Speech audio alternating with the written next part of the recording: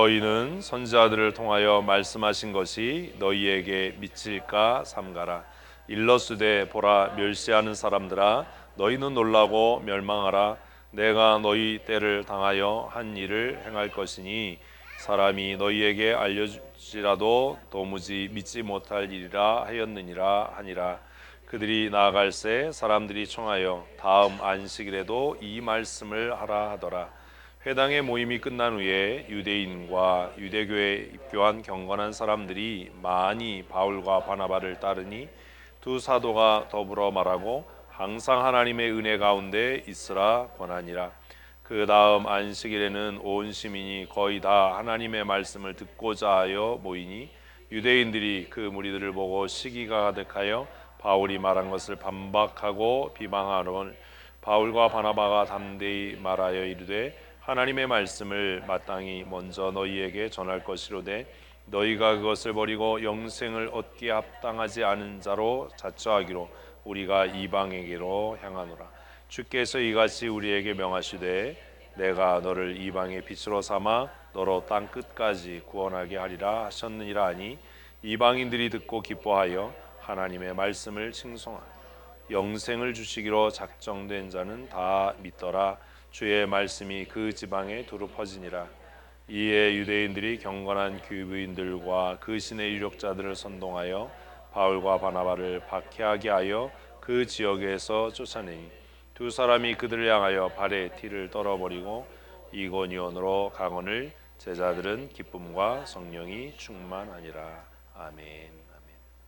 우리 옆에 분과 인사하십시다. 은혜 가운데 거하십시오. 아멘. 은혜 가운데 거한다는 게 뭘까라는 고민을 해봅니다. 행동하는 지성, 행동하는 양심, 행동하는 신앙은 그리 쉬운 일은 아닙니다. 개혁주의 신앙의 가장 강력함은 자신이 옳다라고 믿는 신념, 그리고 그 신념보다 더 위대한 자신이 믿는 믿음을 행동으로 실천하고 지켜내는 것이지요. 교회는 그런 사람들의 믿음과 순교의 피 위에 세워졌고 그리고 그 믿음을 지금도 계승하고 있는 것이 아닌가라는 생각을 하게 됩니다.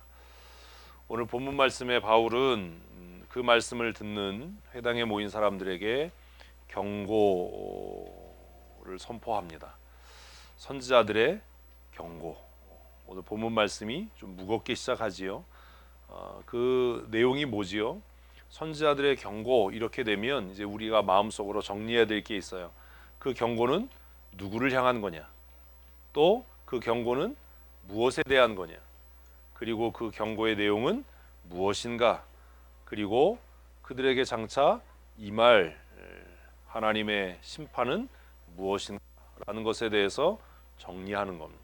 성경을 읽을 때 여러분 어제도 제가 그 임직식 참석해서 설교를 들었는데 설교자의 일방적인 가르침이 아니라 본문을 논리적으로 생각하고 이성적으로 생각하고 또 판단하는 훈련들을 여러분 잘 하셔야 됩니다.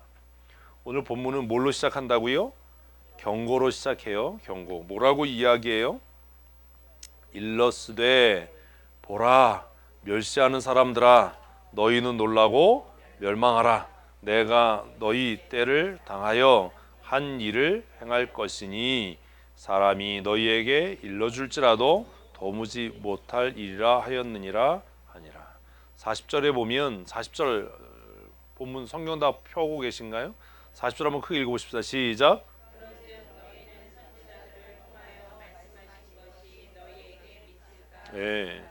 40절에 경고로 시작하거든요. 그죠? 선지자들이 경고한 그것이 너희에게 미칠까 두려워해라, 조심해라 라는 경고를 시작해요. 근데 그 선지자들이 이런 게 뭐냐, 누구에게 한 경고냐 라고 하는 것들을 앞에 슬라이드에서 정리한 이 내용들을 머리에 40절 읽으면서 정리를 하고 41절을 읽어야 내용이 이해가 되는데 우리는 성경 읽을 때 그런 훈련을 하지 않는다는 거예요. 선지자들이 경고한 그 경고가 너희에게 미칠까 조심해라 라고 이야기해요. 그럼 그 경고는 누구를 향한 거냐? 모든 사람에게 다 적용되는 거냐? 아니면 무엇에 대한 경고냐? 그리고 그 경고의 내용은 뭐냐 도대체? 그리고 그 경고의 결과가 뭐냐, 이런 것들이 40절 읽으면서 머릿속에 짝짝짝짝짝 정리가 돼야 돼요. 네? 성경 읽는 훈련을 하시는 거예요. 그리고 41절을 읽으면 이제 알게 되죠. 아, 누구를 향한 경고예요? 네, 멸시하는 사람들. 뭘 멸시해요? 선지자들의 경고를 멸시하는 사람들이에요. 그러니까 논리적으로 훈련이 안 되니까 이게 자꾸 이제 엉뚱한 소리를 해요. 생각을 해야죠.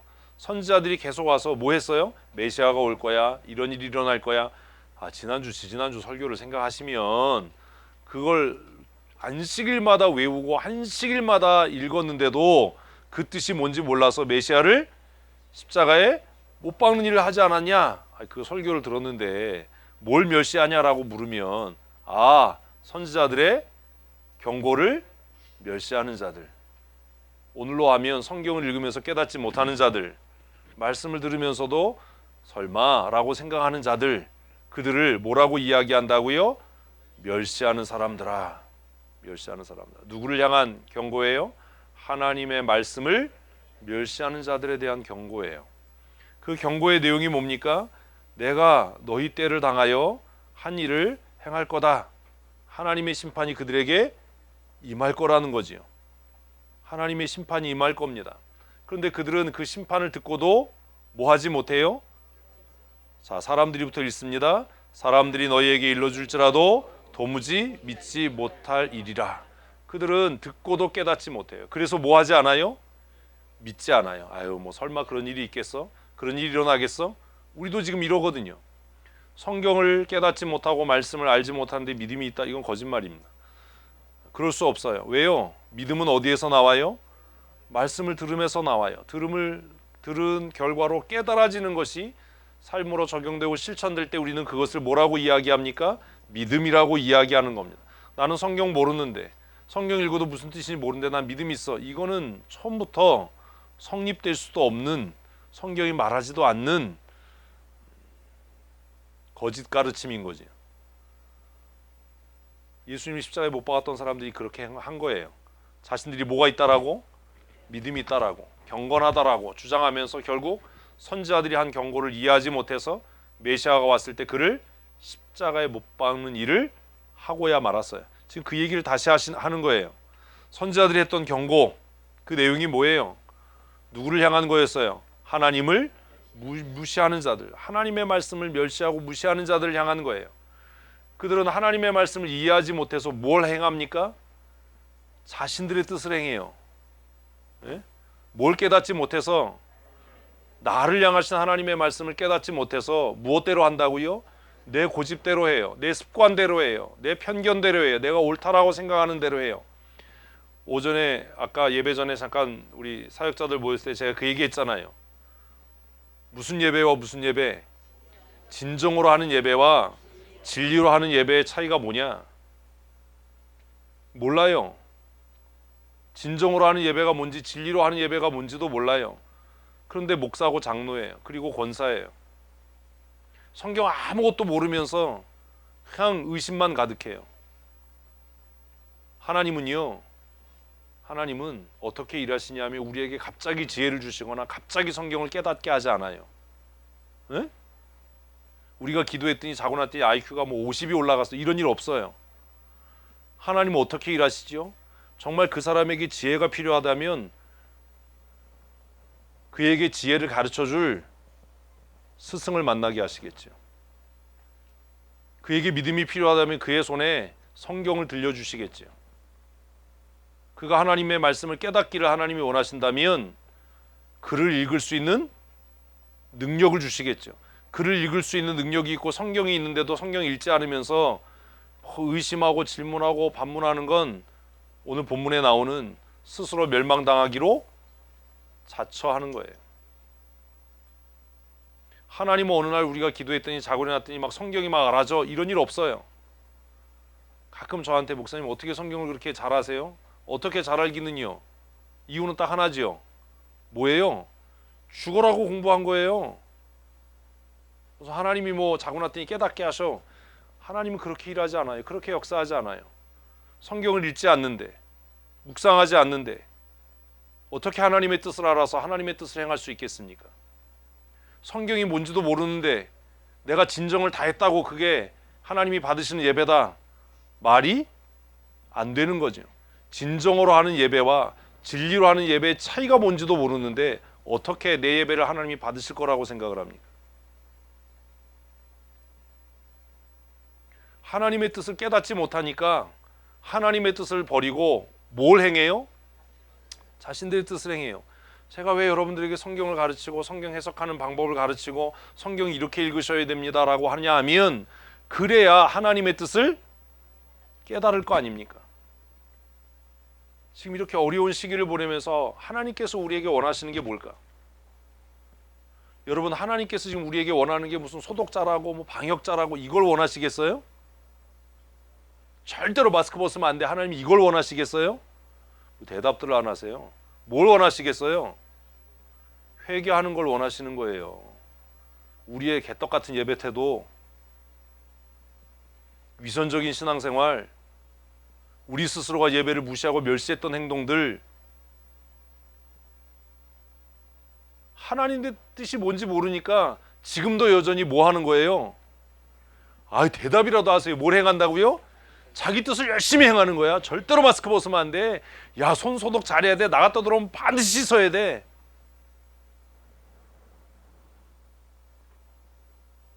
그렇게 한다고 우리가 정말 안전할까요?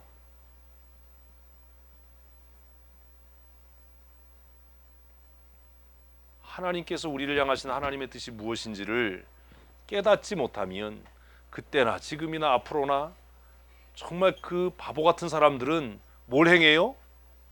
자신들의 뜻을 행하면서 그걸 뭐라고 얘기를 해요? 하나님을 위한 일이야. 교회를 위한 일이야. 예수를 십자가에 못 박으면서도 이게 누구를 위한 일이야? 하나님을 위한 일. 하나님의 영광을 위한 일이야. 그리고 그들은 지금 또 똑같은 일을 또 하는 거예요. 무슨 일을 했어요?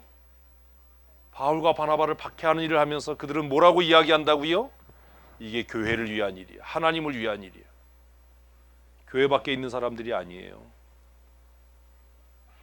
하나님의 뜻을 깨닫지 못하는 사람들은 계속해서 끊임없이 자신들의 원하는 바, 자신들이 뜻하는 바를 행하면서 그것을 뭐라고 이야기해요? 이게 하나님이 원하시는 바야 라고 이야기한다라는 겁니다. 경고의 내용이 그거예요. 그럼 왜 그들은 자신의 뜻을 행합니까? 하나님의 뜻을 행하지 않고 하나님의 말씀을 듣고도 미쳤나 봐요. 행하지를 않기 때문이에요. 우리 신명기 4장 보면서 뭐라고 이야기합니까? 규례와 명령과 법도를 듣고 배우고 지켜 행하라. 문제가 뭐예요? 들어도 깨닫지 않고 깨달으려고 하지 않고 뭐 하지 않는 거예요? 지켜 행하지 않아요. 여러분, 지난 한 주간 동안 하나님의 말씀을 지켜서 잘 행하셨습니까? 이렇게 얘기하면 돌맞을 얘기지만 아니면 질병관리본부장의 이야기를 잘 듣고 지켜 행하셨습니까? 하나님의 말씀에 그렇게 민감하십니까? 뉴스 보는 시간에 10분의 1만이라도 성경 보셨습니까? 인터넷 웹사이트 검색해서 포털 사이트에 올라온 영상 보고 자료 보는 10분의 1만큼이라도 기도하셨습니까? 지금 뭘 해야 할 때입니까?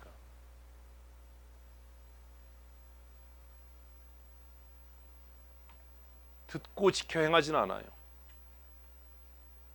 이게 뭔지를 몰라요. 여러분, 정말로 하나님께서 역사의 홀로 주권자이심을 믿으세요? 그러면 이 일도 우연한 일이 아니잖아요. 그럼 이 일을 통해서 하나님께서 정말로 원하시는 게 뭐겠어요? 하나님께서 교회가 망하는 걸 원할까요? 아니면 우리가 두려워서 모이지 않는 걸 원할까요? 하나님이 진짜 원하시는 게 뭐겠어요? 열왕기, 역대기, 역사서를 보면, 신명기를 보면 하나님이 원하시는 건 딱 하나예요. 뭐? 회개하고 돌아와라. 회개는 안 해요. 방법을 찾고 수단을 간구하지 회개는 안 해요. 내가 예배 시간에 딴짓했구나. 내가 하나님 앞에 정말 영과 진리로 예배하지 않는구나. 그거 회개하지 않아요. 뭘 행해요? 자신의 의지, 자신의 뜻을 행해요. 왜요? 말씀을 듣고도 뭐하지 않는 거예요? 깨닫지 못하고 행하지 않는 거예요. 그게 지금 41절의 말씀이에요. 결국 그들은 어떻게 될 겁니까? 멸망당할 겁니다. 제가 이야기했잖아요. 성경이 이야기하잖아요. 우리를 망하게 하는 것은 우리의 환경이 아니에요. 우리를 망하게 하고 우리를 영원한 심판에 떨어뜨리시는 분은 하나님이시지 상황이 우리를 망하게 하지 않아요. 환경이 우리를 망하게 하지 않아요.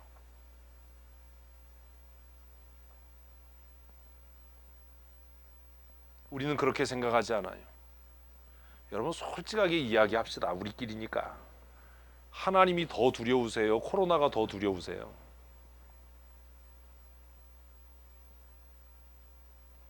질병이 우상이 된 시대 아닙니까?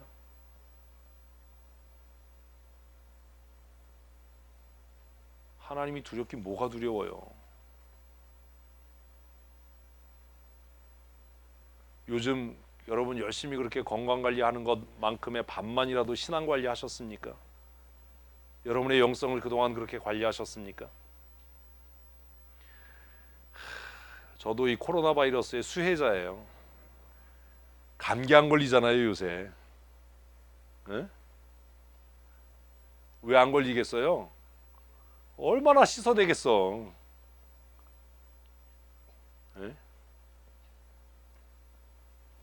아우, 제가 올해 감기 안 걸리는 이런 초유의 기록을 세우고 있어요 지금.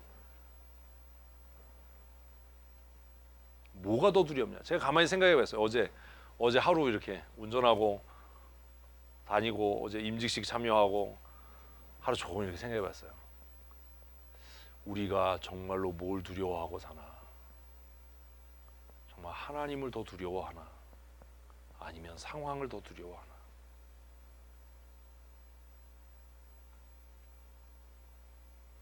하나님 앞에 산다는 건 도대체 뭔가?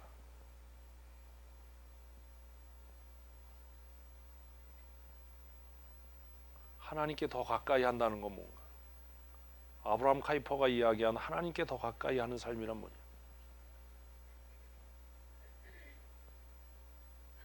우리는 무엇을 두려워하고 있는가? 바울은 비시디아 안디옥의 한 회당에서 그의 첫 번째 전도 설교를 하면서, 설교가 길어서 지금 여러 주 나눠서 하는 거잖아요. 뭐라고 경고한다고요? 선지자들이 경고한 그 경고가 너희에게 미칠까 두려워해라. 우리가 두려워해야 되는 게 뭐예요? 그럼 이 가운데 제일 중요한 것, 하나님의 말씀을 듣고도 깨닫지 못해서 행하지 않는 거예요. 그래서 우리가 힘써 기도해야 될 게 뭐예요? 하나님 듣고 깨닫고 행하게 해주십시오. 어떤 이들은 자신이 옳다라고 생각하는 신념을 따라서라도 행동하는데, 하나님 내가 무엇을 따라? 말씀을 따라, 믿음을 따라 행하게 해주십시오. 그렇게 기도해야 하지 않습니까? 그런 성도들 되십시다. 그래야 돼요. 신념을 위해서 죽는 것도 위대한 일이지만 성도가 해야 할 일은 신념을 위해서 사는 것이 아니라 무엇을 따라? 말씀 따라 사는, 주의 인도하심 따라, 하나님의 말씀을 따라 날마다 승리하는 성도들 되십시다. 이 강력한 메시지가 회중들에게 도전이 됐어요. 그래서 회중들은 그 설교를 듣고 별로 내용도 없는 41절의 그 외침을 듣고 뭐라고요? 같이 읽습니다. 그들이 나아갈새 사람들이 청하되 다음 안식에도 이 말씀을 하라 하더라. 바울과 바나바가 비시디아 안디옥 회당에서 첫 번째 설교를 끝내고 전도를 끝내고 회당에서 나갈 때 사람들이 몰려왔어요. 그리고 뭐라고 요청했어요? 다음 주에도 와서 설교해 주십시오. 다음 주에도 와서 말씀을 전해 주십시오. 우리가 미처 깨닫지 못했던 그 하나님의 생명의 말씀을 우리에게도 전해 주십시오 라고 요청한 거예요. 그랬더니 이 요청에 바울과 바나바가, 바울이 그러마 안 그러마 이렇게 답하지 않고 그의 답이 또 걸작이고 탁월해요. 43절 같이 읽어보십시다. 회당의 모임 끝난 후에 유대인과 유대교에 입교한 경건한 사람들이 많이 바울과 바나바를 따르니 두 사도가 더불어 말하고 항상 하나님의 은혜 가운데 있으라 권하니라. 성도가 힘써야 될 일이 뭐예요? 은혜 가운데 항상 있는 거예요. 어디에요? 하나님의 은혜 가운데 항상 있는 것. 하나님의 은혜 가운데 항상 머무는 성도들 되십시오. 근데 이제 아멘으로 끝날 게 아니에요. 이거. 고민해야 되는 거예요. 그 모였던 사람들 중에 유대인들과 유대교에 입교한 경건한 사람들이라고 했으니까 이방인들이지요. 그죠? 정통 유대인들과 유대교에 입교한 경건한 사람들, 이방인들이 다 바울과 바나바에게 나왔어요.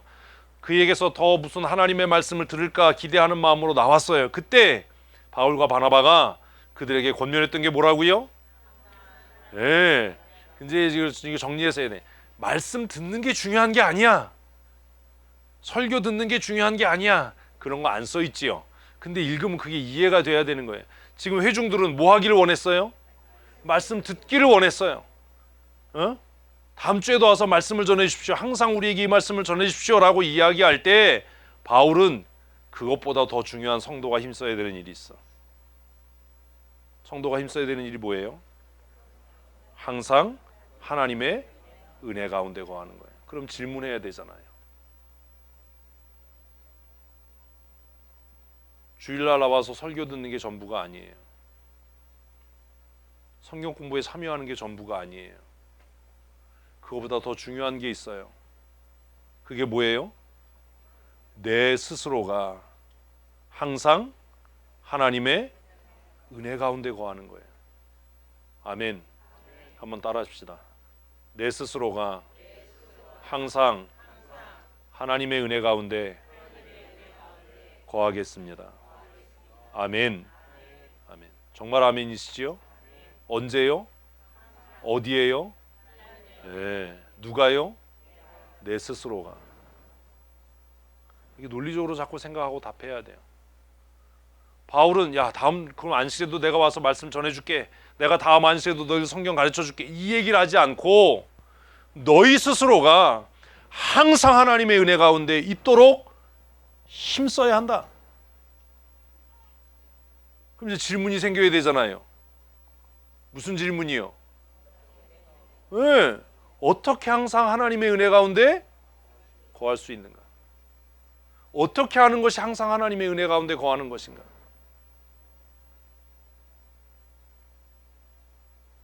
이것에 대해서 답을 해야 될 거 아닙니까?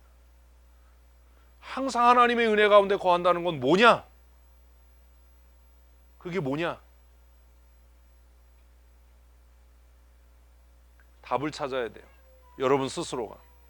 첫째는 뭐겠어요? 말씀을 스스로 묵상하는 거예요. 이건 답 아니에요. 이건 성경에 없어요. 지금 본문에. 그치요? 근데 우리가 스스로 정해야 되는 거예요. 그냥 제가 정해본 거예요. 제가 본문을 이렇게 읽으면서 고민했어요. 항상 하나님의 은혜 가운데 거한다는 게 뭘까? 어떻게 해야 항상 내 스스로가 하나님의 은혜 가운데 거할까? 라고 할 때 제 마음에 첫 번째로 떠오른 건 항상 하나님의 말씀을 묵상하는 거다. 묵상한다라는 게 뭡니까? 생각한다라는 거잖아요. 항상 하나님의 말씀을 묵상하는 거다.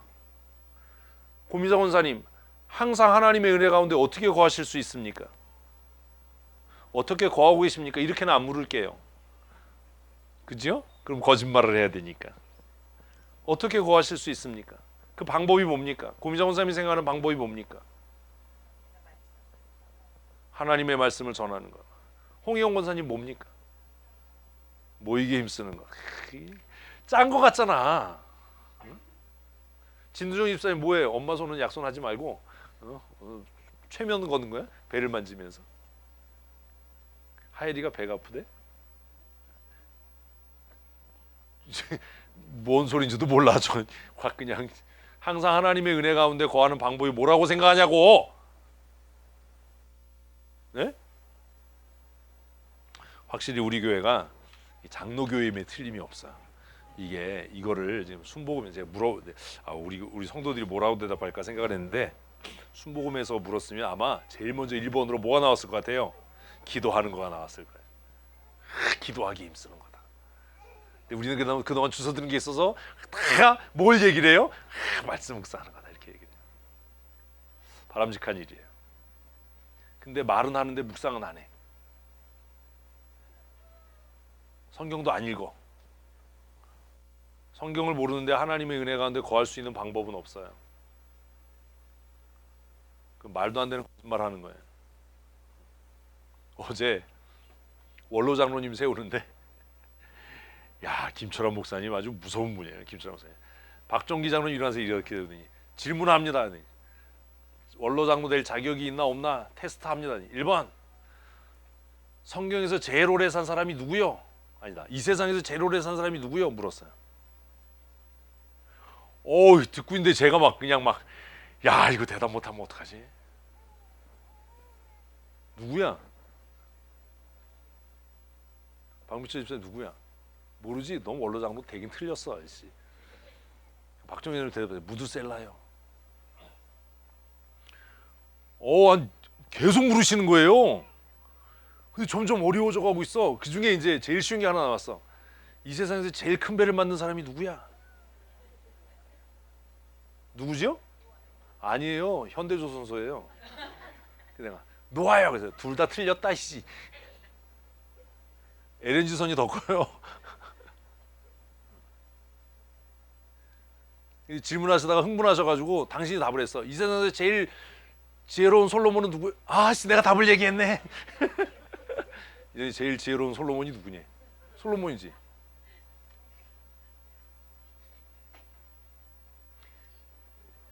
목사님이 냈던 질문 중에 대답이 아주 아리까리했던 게 있어요. 인내가 제일 많았던 사람이 누구죠? 고민 선생님 누구죠? 요? 다윗? 이거는 참 그래. 성경대로 하면 모세예요.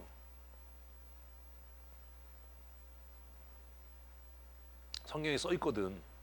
모든 사람 가운데 찾아보세요. 김철환 목사님이 원했던 답은 욥이에요. 어제 간신히 그 대답을. 근데 이제 마지막 질문이 그거였어. 이 세상에서 제일 큰 일을 한 장로는 누구야? 바울인가? 김철환 목사님 수준의 답이 뭐겠어요? 박종기지 뭘. 제가 그 질문을 듣고 웃었어요 혼자. 그랬더니 답이 박종기 장로입니다. 큰 일을 했다고. 성경 읽으면 이런 고민들을 좀 하셔야 돼요. 졸다가 깨라고 얘기한 거예요. 잠깐. 또 그것만 생각하고 하지 말고, 이 세상에 제일 큰 배 맞는 사람 현대조선소 뭐 이런 생각하지 말고 어떻게 항상 은혜 가운데 거할 수 있는가, 여러분 스스로 고민해야 돼요. 그리고 이건 실천해야 돼요. 이거 실천하지 않으면 자격이 없는 거예요. 늘 스스로 말씀을 묵상하는 거예요. 또 늘 깨어 있어 기도하는 거예요. 그리고 우리 두분 권사님 말씀하신 것처럼 그 말씀을 지켜 행하는 거예요. 홍혜영 권사님이 슬라이드를 먼저 봤나? 거룩한 성도들과 교제하는 거예요. 이걸 통해서 어디 가운데 거할 수 있어요? 은혜 가운데 거할 수 있어요. 제가 왜 남자 집사님들하고 예배 끝나면 야식도 먹고 뭐 바이크 타고 여행도 하고 왜 그러냐 하면, 그것이 우리가 뭐 안에 거하는, 은혜 안에 거하는 노력이에요. 그렇다고 우리가 너무 경건해서 뭐 예수 안 믿는 사람 앉혀놓고 뭐 성경에 대해서 얘기할 것도 아니고 믿음에 대해서 얘기할 것도 아니잖아요. 바울은 다음 안식에도 와서 우리에게 말씀을 전해 주십시오라고 이야기하는 회중들에게 뭐라고요? 말씀을 듣는 것도 중요하지만 스스로가 그 다음 해야지. 스스로가 항상 하나님의 은혜 가운데 거하도록 힘써야 한다. 아니, 문장을 만드세요.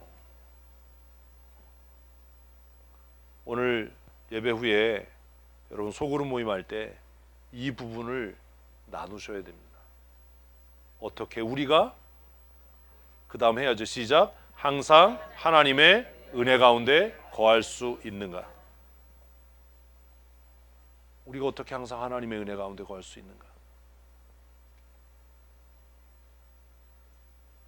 사실 이게 오늘 말씀의 주제고 중심이고 결론이에요. 성도가 힘써야 될 게 뭡니까?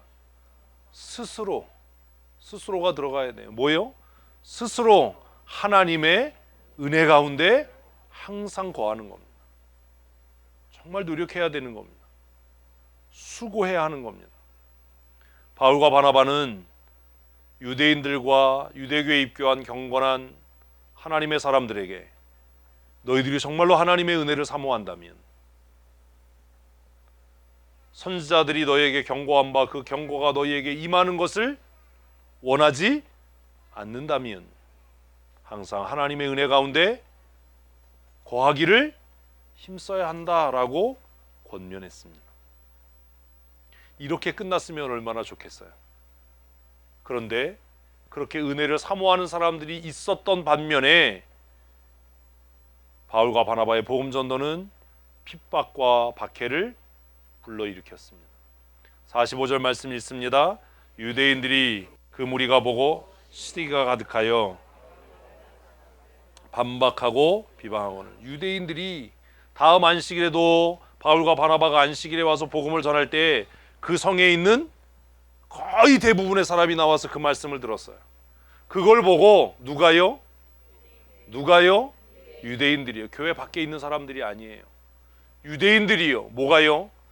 시기가 가득해서 바울이 전하고 가르친 말씀을 반박하고 비방하는 일이 생겼습니다.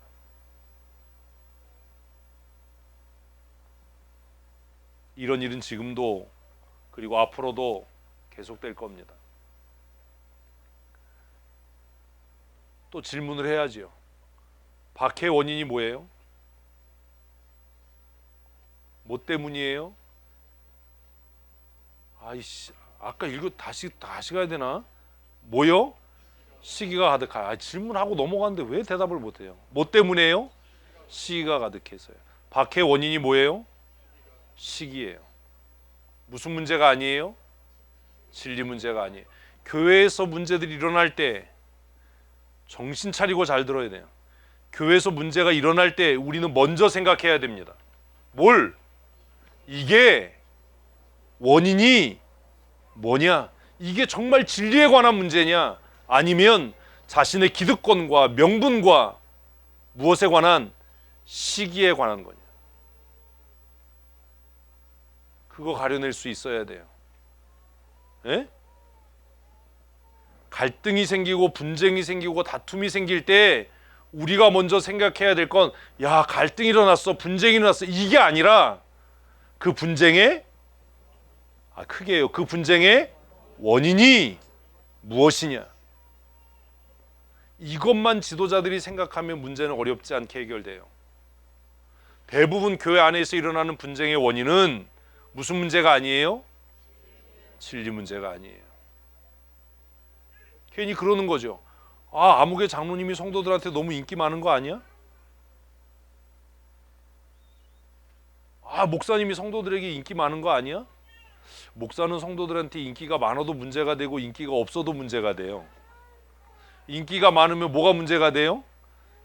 시기와 질투의 대상이 되고, 인기가 없으면 뭐가 문제가 돼요? 쫓겨나요. 근데 결론은 똑같아요. 인기가 많아도 쫓겨나고 인기가 없어도 쫓겨나요. 어차피 쫓겨날 거면 뭐가 나요?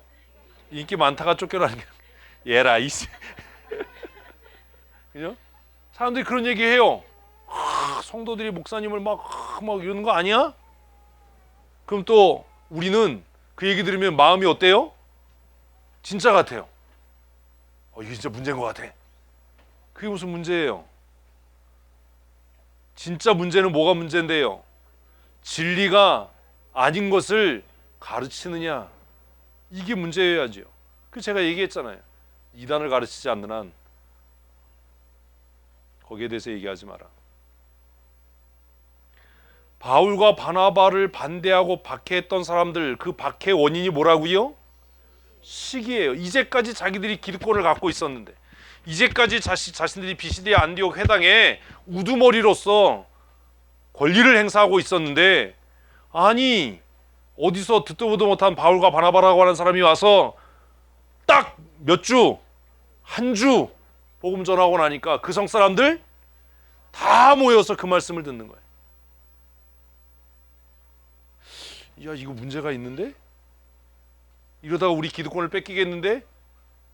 그들의 마음에 시기가 가득해서 바울과 바나바를 박해하고 반대하고 그들이 전한 말씀을 왜곡하고 폄하하기 시작했어요. 그렇게 했던 사람들이 누구예요? 예, 유대인들이에요. 교회 지도자들이에요.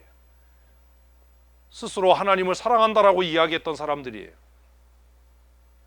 교회 안에서 권리를 주장했던 사람들이에요. 여러분, 그래서 우리는 성경을 읽어가면서 그런 원리들을 배워야 되는 겁니다. 교회에 갈등이 생겼습니다. 문제가 생겼습니다. 문제가 있어, 갈등이 있어 라고 이야기하기 전에 뭘 생각해야 된다고요? 이 분쟁의 원인이 뭐냐? 진리에 관한 문제냐? 아니면 시기 때문이냐? 기득권 때문이냐? 명분 싸움이냐? 오늘 교회 안에 많은 문제들과 다툼이 있습니다. 그 문제들 안에 들어가 보면 대부분 뭐예요? 목사와 장로의 기득권 싸움이에요.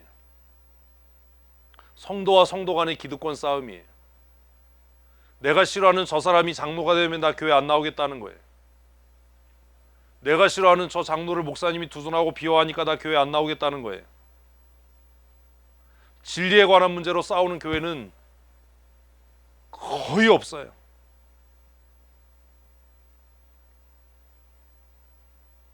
싸움과 다툼의 문제가 원인이 뭡니까? 우리는 진리를 위해서 싸우고 있습니까?